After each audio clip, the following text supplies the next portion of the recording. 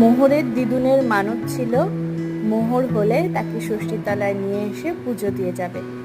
তো সেই মতো জামাই ষষ্ঠীর দিন সব কিছু রেডি করে মোহরকে নিয়ে আমরা চলে এসেছি সিদ্ধেশ্বরী কালীবাড়ি।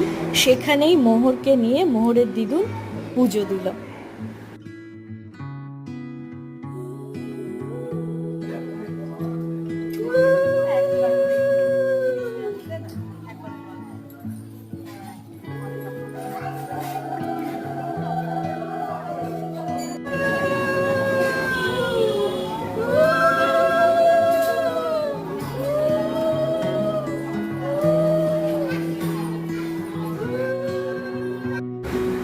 আর এটা আমাদের বাড়ির পুজো, সেখানেও মোহরকে নিয়ে এসেছি। ও চুপটি করে বসে পুজো দেখছে।